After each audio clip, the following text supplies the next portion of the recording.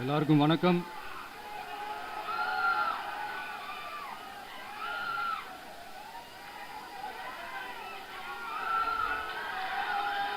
இன்னைக்கு நம்ம எல்லாருக்குமே ரொம்ப சந்தோஷமான ஒரு நாள்.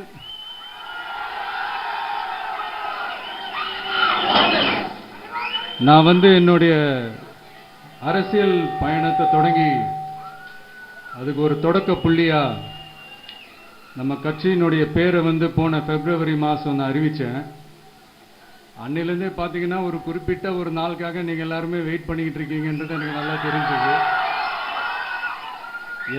எஸ் நம்ம முதல் மாநில மாநாடு,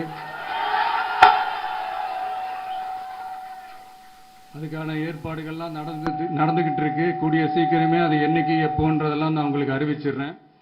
பட் அதுக்கு முன்னதாக நீங்க எல்லாருமே கொண்டாடி மகிழ்வதற்காக நம்ம தமிழக வெற்றி கழகத்தினுடைய கொடியை இன்னைக்கு நான் அறிமுகப்படுத்தியிருக்கேன்.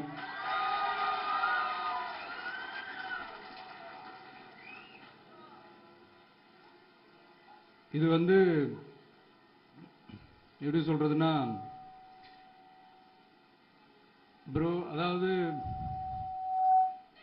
என் நெஞ்சில் குடியிருக்கும் என்னுடைய தோழர்களாகிய உங்க முன்னாடியும் சரி, என் நெஞ்சில் குடியிருக்கும் தமிழ்நாட்டு மக்கள் அனைவரும் அவங்க முன்னாடியும் சரி, இன்னைக்கு அந்த கொடியை அறிமுகப்படுத்துறதுல எனக்கு ரொம்ப ரொம்ப பெருமையா நினைக்கிறேன். இதுவரைக்கும் நாம நமக்காக உழைச்சோம். இனி வரப்போற இயர்ஸ்ல நம்மள ஒரு கட்சி ரீதியா நம்மளை தயார்படுத்திக்கிட்டு தமிழ்நாட்டுக்காகவும் தமிழ்நாட்டு மக்களின் உயர்வுக்காகவும் நம்ம எல்லாருமா சேர்ந்து உழைப்போம்.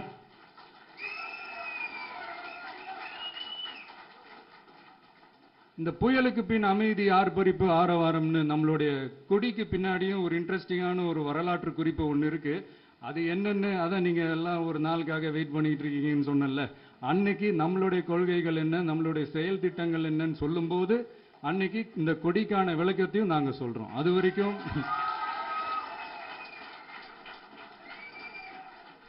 ஒரு சந்தோஷமா ஒரு கெத்தா